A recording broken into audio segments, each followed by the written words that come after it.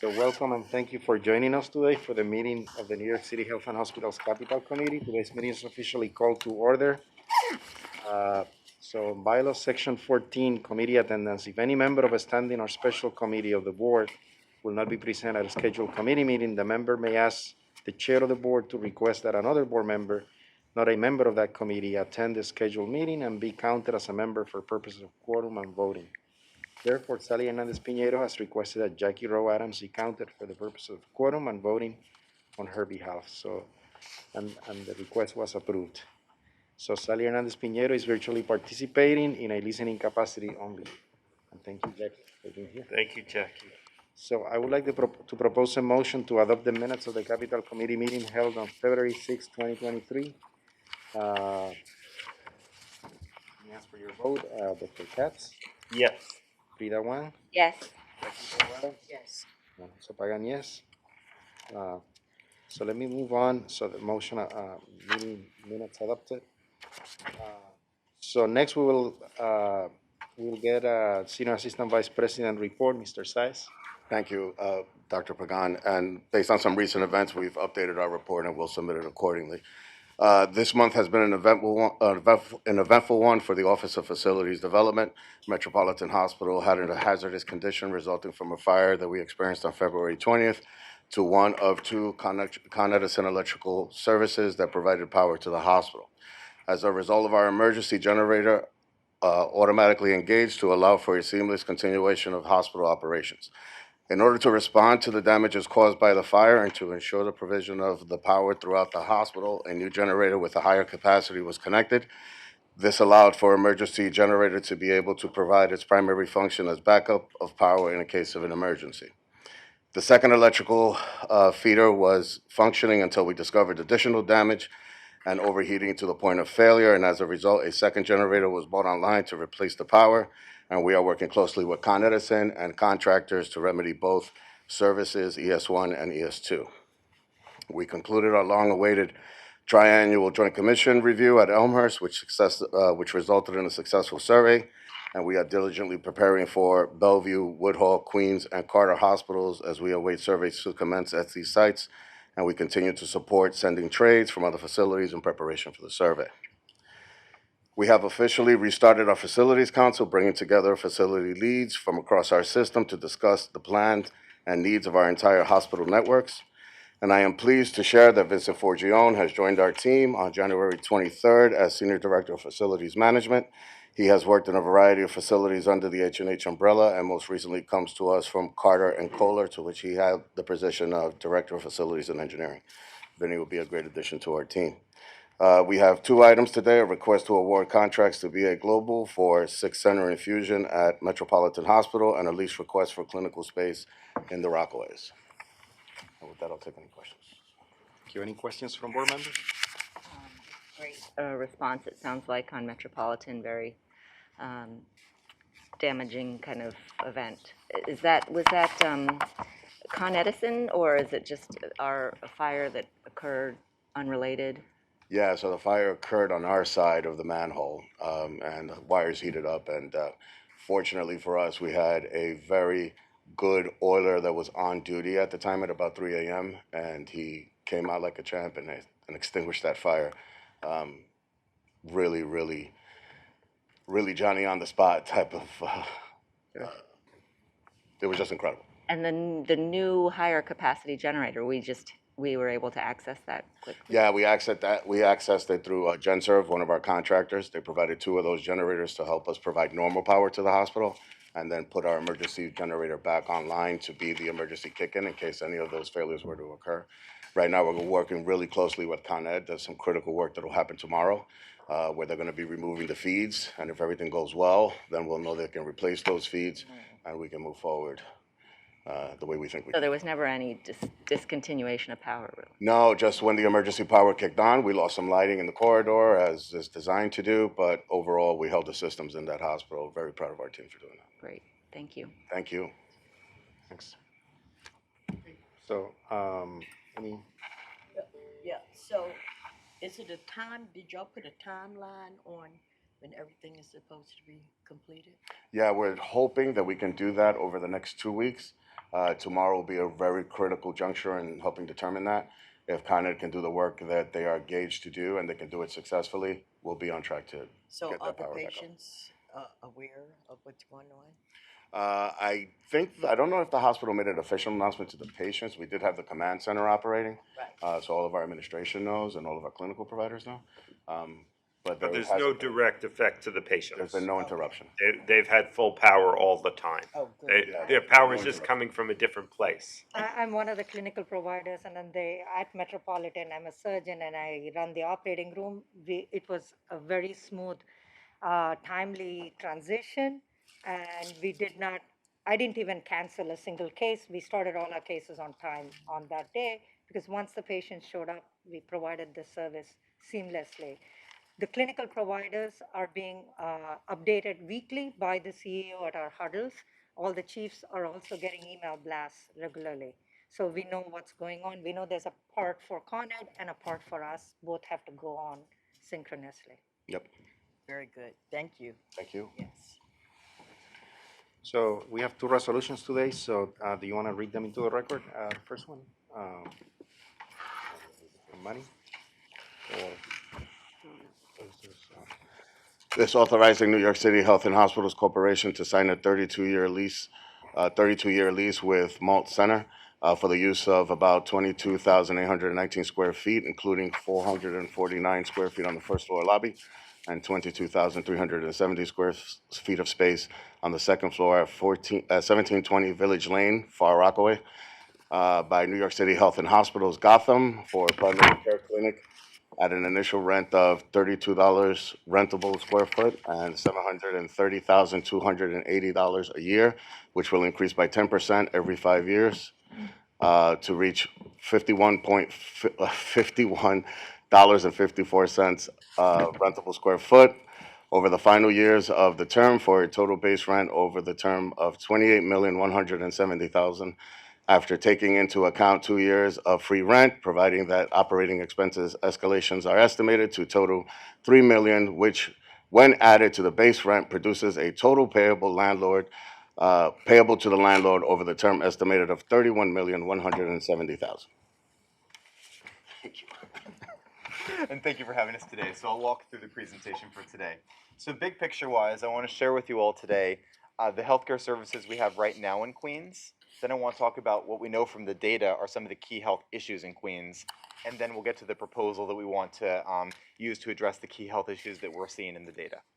So you can see here on the map, this is our current Gotham Health footprint in Queens. We have 10 sites, including one of our larger new sites, our Roosevelt COVID Center of Excellence. We're situated around Queens. However, you'll of course note that we do not have a clinic currently in the Rockaways. Next slide, please. So by way of background, I want to tell you a little bit about what we know about the health of the Rockaways and why primary care will be especially important for us to bring to this community. Based on 2018 data, 10% of adults reported going without needed medical care in the past 12 months. Avoidable hospitalizations among adults were 1,345 per 100,000, but to translate what that means, that's nearly 1/3 higher than the rate for the rest of Queens or the rate for the rest of New York City. 15% of adults have diabetes, 34% have high blood pressure, and both of those rates are substantially higher than both the rest of Queens and the rest of New York City. Blood pressure and diabetes are leading risk factors for things like heart disease and stroke, and are what we diagnose and treat in primary care. However, as a result of what we see in the Rockaways now, people in the Rockaways and Broad Channel die prematurely at a higher rate than the rest of New York City, with heart disease being the leading cause of premature death in the Rockaways. In addition to this data, which shows the need for primary care and what the opportunity is for us to intervene and bring our clinical services there, then Councilmember and current Queensborough President Donovan Richards also identified similar needs for more healthcare services in downtown Far Rockaway and has been in constant conversation with us about the opportunity for how the services could make a difference if we should be able to bring them to the Rockaways. Next slide, please. So, in the summer of 2016 and 2018, the New York City Economic Development Corporation created and updated a downtown Far Rockaway roadmap for action. There's an interagency plan which identified opportunities for new commercial space, infrastructure investment, community facility space, and residential development in the downtown core. City investment included specifically streetscape improvement, public library, 2,000 new affordable units in development. This investment also included funding for building of a Gotham Health site in addition to those other community investments in downtown Far Rockaway. Mayor Eric Adams included a commitment for additional healthcare in downtown Far Rockaway in the March 2022 Blueprint for Economic Recovery. Next slide, please. So I've talked to you about the fact that we have 10 Gotham Health sites in Queens today, including one new site, one of our new COVID centers of excellence. I've shared with you the data showing that unfortunately people in the Rockaways do die prematurely, the leading cause being cardiovascular disease, meaning that the leading cause is specifically the type of thing that would be amenable to us making a difference in primary care, and here's how we can make that difference in primary care. So our proposal is to co-locate within a major affordable housing campus in Rockaway Village, financed by the city and developed by a nonprofit developer. We, Gotham Health, would occupy the corner second floor retail frontage directly visible from Mott Avenue, a subway station. Michelle Lewis is joining me today. She is our Gotham Health CEO. When we toured the space, you can walk around the second floor of the building. You can directly see the subway stop so that anybody getting off of that subway stop, they come up into the free air, can't miss our clinic. We'll have a big sign on it saying this is where you can get primary care that can save your life. So the location is really, really central to where people live, where people walk, and where people will be able to see us. As Manny shared earlier, this would be proposed to be 22,819 total square feet. 449 of which would be in the lobby, 22,370 of which would be on the second floor, which is the part that you can't miss from the subway stop. That would be our actual clinical space. The clinical services that we provide, of course, are all focused and centered on primary care. We'd have women's health, vision, behavioral health, dental, podiatry, and imaging as well. Imaging, for example, is an important aspect of primary care that we like to call out because we want patients at this site to have the experience of a one-stop shop. So you come in, because you see the beautiful sign from the subway, come see me in primary care, and then if you need a mammogram, I can order the mammogram for you, and you can walk right down the hallway and get it, even part of your visit that same day. The design process will commence in 2023 with anticipated occupancy by 2025, so just a couple of years from now. So I'm going to change gears and talk a little bit about some of the details of the lease terms and payments, most of which were covered in the resolution that Manny shared earlier. This resolution requests authorization to enter into a new lease for a single condominium unit of 22,819 total square feet. Location is 1720 Village Lane, Far Rockaway, Queens. This would be a 32-year term commencing upon execution of the lease, with first payment of rent due 24 months after possession. The base rent would be $32 per square foot. It would increase 10% every 5 years. This rent is within fair market value, which is $30 to $50 per square foot. The first year's rent would be $730,208. Over 32 years, the base rent costs will be $28,000 would be a great deal. $28,170,000. The tenant shall also pay to landlord the tenant's proportionate share of increases in shared operating expenses over the base year of 2023 in the form of condominium charges assessed against the unit. This is estimated to be $3 million over the term of the lease. And because property is structured as a condominium, operating costs are charged to owners as condominium common charges. The growth of these charges is estimated at 3% annually. The chart below shows some more of the details that I just shared at a high level, with the upshot being the bottom right of that chart, which shows over the term $31,170,000 total. And that's the total landlord payments. To go into a little more detail for other occupancy costs, we have electricity, cleaning, real estate tax, and we share these costs on this slide as well. We'll go to the next slide. So this brings us back to our capital committee request that Manny shared earlier. And at this point, we'll transition to the board and would love to answer any questions or hear any thoughts or feedback you might have. And thank you for letting us come today. Thank you. Any questions from board members? I have a couple. First, I think this is terrific. I think satisfying what clearly is a great need. And thank you for the history and the background of the community. It's very interesting. Absolutely. Just on is this a new development that's under construction? And so that's what we're doing the build out ourselves. Is that what oh, sorry. We have the building experts here, so. The sites, I mean, you could tell from the picture, the site's already built out. It's actually renting up now. This is about 2,000 units of affordable housing financed by all the city's alphabet soup of housing agencies. And so tenants are moving in, and the owners of the retail space are also looking for tenants, and we will be one of those tenants. I see. But we're going to do the fit out of the space Correct. ourselves. Yes. And that hasn't been costed or scoped or anything yet. Is that right? That's right. So is that unusual to sign the lease? Like, how do we know the costs of that aren't going to be? I don't want to speak for Oscar, but I think we have general rules of thumb to apply, and what we think a site of this size would cost. And from the start of the deck, we talked about Borough President Richards and the mayor's commitment to fund a new clinic in the Rockaway. So that's sort of been thought through. It's not really surprising to not have the full cost of the build out, because to do that, one has to develop a full set of plans, and people normally don't do that until the lease is either signed or really committed.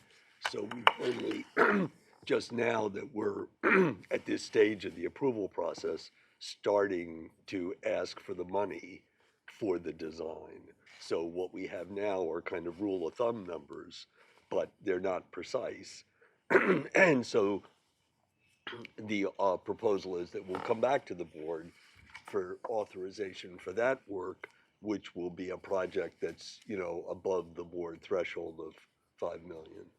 And if I could just add on one aspect of that. So one of the things, and we used a similar process as Jeremy just articulated for when we built out our new COVID centers of excellence. But one of the exciting aspects of this is it's an opportunity to reinvent how we do primary care. So it's not just putting a bunch of exam rooms, as many as you could fit in the space. It's about where do we want the computer monitors so that we could have our knees facing the patient? Do we want our doctors and nurses to chart in this area and then have a swing space with this is where you're seeing your patient?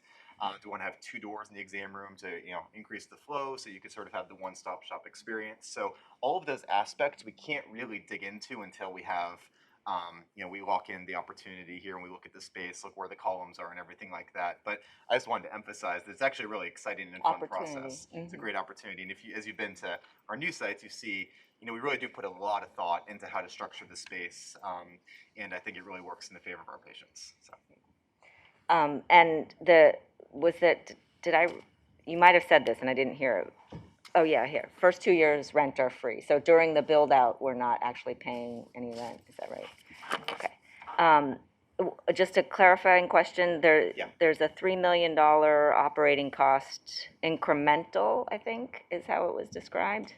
So, it's typical in commercial leases that the landlord charges an operating cost escalation. So you don't pay any operating costs in the first year. Right. In subsequent years, we pay our share of the amount by which those operating costs increase. Okay. So here, because in order for us to get the tax abatement that we like to do on these deals, we've asked the landlord to configure this unit as a standalone condominium unit. So is the rest of the space condominiumized or just ours? So the private developer here is Phipps. Phipps got the land from our landlord, and in exchange, and they're building affordable housing on the bulk of the project. In exchange for getting the land, what Phipps did for the owner was build some commercial units. And those are currently a condominium unit together with the residential portion, which is another condominium unit. So what we've said is, so that we can get our tax abatement exemption, further break out just our space to be its own condominium unit. So presumably, the management of the building is through FIPS, and FIPS will charge all those management expenses, insurance and grounds maintenance and, facade maintenance and so forth, to the unit owners as common charges. So we're assuming that all of the operating costs will be encompassed in those operating costs and will pay increases of those operating costs. So we can only speculate exactly what the rate of increase will be. And the project is kind of new, and so to know exactly what the base is a little bit unclear. But we've gotten estimates of the base, and having had that base number, we can apply, a kind of a customary escalation factor to them to project over the entire term of the lease how much all those increases would be. So those escalations are different than the electricity, cleaning, rubbish removal. Those are Electricity, we pay You pay directly. directly, So, right. it changes Got it. regardless, depending upon our use and whatever the electric rates are for the public. And same with cleaning, we're gonna contract for that. Right. And rubbish removal, Yeah. they are what they are, and I think the structure is great, we've talked about this often, the sort of Yeah. ability to take advantage of our tax exemption and not have to pay the real estate taxes, so the condominiumizing that piece for us yeah. is So very it introduces some complexity, but it does benefit us Right. hugely Yep. over the entire term of the lease. That sounds great, thank you. Thanks. Okay, anything else? And I have a comment here from Sally that is connected, not necessarily to this resolution, but just resolutions in general that come to the Capital Committee, and it's that as items come to the committee, that we make sure that we're approving, we make a notation as to why we're approving particular investments, which I think you made very clear on this one, that it was EDC, redevelopment plan, and so on. So, but it sounds like an exciting opportunity to serve a population that you described very well on, that has needs. So I don't have anything else to say on that. So let's take it for a vote then. Dr. Katz, Yes. Frida Wang, Yes. Jackie Rowe, Yes. Joe Adams, Jose Pagan, yes. So resolution approved. Thank you so much. Thank you all very much. So let's move to the next one, Manny. Hi, good morning again. This request for proposal is authorizing New York City Health and Hospitals Corporation to execute a contract with BA Global Corp. To complete a renovation of New York City Health and Hospitals Metropolitan Hospital Center of the infusion clinic located at the 6th floor of the C Wing, to create an updated infusion suite for the contract amount of $5,941,453 with a 10% project contingency of $594,145 to bring the total cost to not exceed $6,535,598. And with that, I'd like to hand over the presentation to Dr. Anita Srivastava. Sorry. It's okay. Tamika. Dr. Srinivasan. I just. That's on the screen. Okay, got it. So I am a surgeon by trade. I now take care of breast cancer work. I have been working at Metropolitan Hospital for about 21 years. This has been a pet project of mine because we've developed the cancer center over many, many years. And this project has been in the waiting since I think we did an A3 in 2010. That's how old I am. But it's from past different hands, designs, and vendors. And of course, the costs are increased, and we realize that the space is unique, that it needs some redoing. The clinical reason why we do this is Metropolitan, as you know, is in the Upper East Side. It's a community hospital, largely serves a really real living community that's very diverse around. They count on us to take care of some of the community cancers. By community cancers, I mean things like breast cancer, prostate, thyroid, colon cancer, where people in the community like to come to their hospital to be taken care of. And we do it according to the national standards of care, if not more, and exceeding them. And we have been nationally approved as a breast center for a few years now, and we provide the state-of-the-art care for these patients. However, the physical space, even though we have all the clinical items together, which is oncology, I have 3 plastic surgeons, I have everybody, genetic counselors, everyone on site, they're all spread out in different portions of the building. And what we want to create is a home for cancer patients who can come for one-stop shopping with the infusion center, which is a beautiful room that faces the East River, where they sit for their longer-term infusion, but the front of it as clinic areas, counseling areas, my navigators. It will be a very good comprehensive cancer center where if the patient comes in, their blood work will be done, they will be genetically counseled, they will get support system, there'll be a Zen room, they'll go out completely taken care of. And they know where to come back for their next infusion as well. And their interim visits also will be taken care of. So this has been something we always wanted. It will also be a space where we will co-locate and rotate clinics that are all related to cancer. So it will be well utilized. We will have on-site pharmacy hood where the chemotherapy drugs will be produced and delivered for the patients, which is standard of care for cancer patients. Right now, we transport them up and down from the main pharmacy. It will make their life very, very easy when they're going through a tough phase.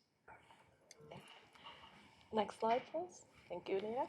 So we have here the design program background that shows that the space itself, as Anita just mentioned, the existing space that's going to be renovated is extremely outdated.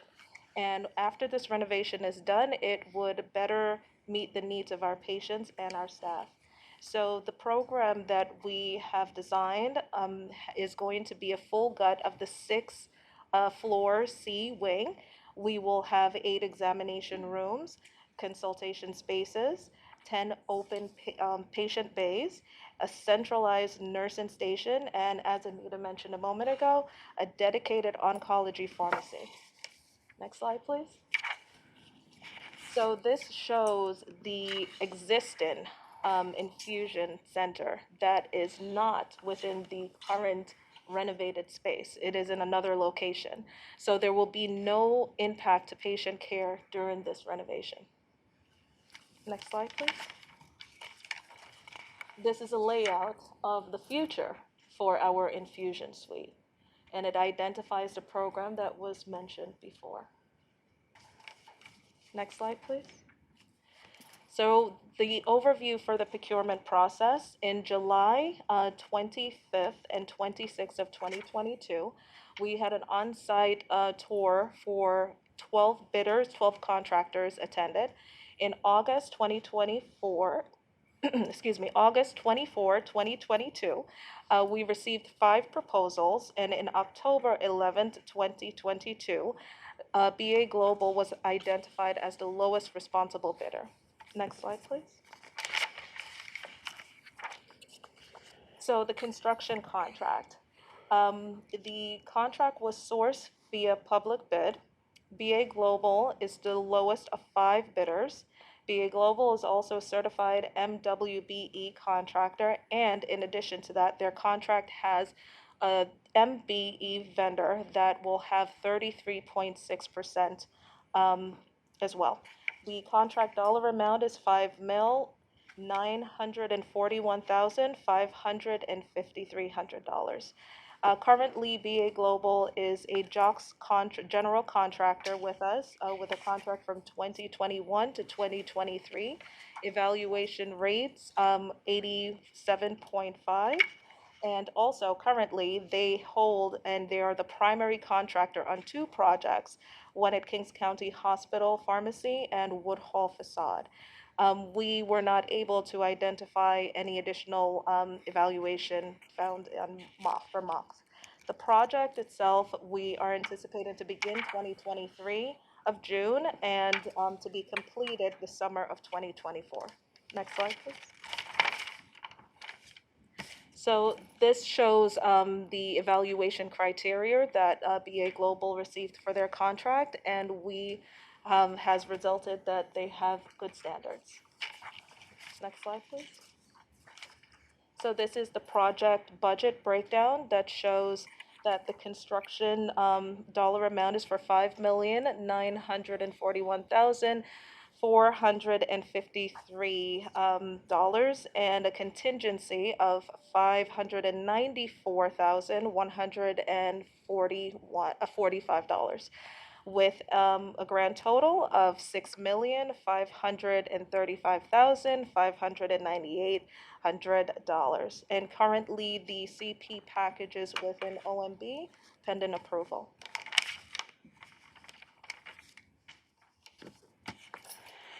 So this is the request for approval for us to be able to enter into contract with BA Global Construction Corp.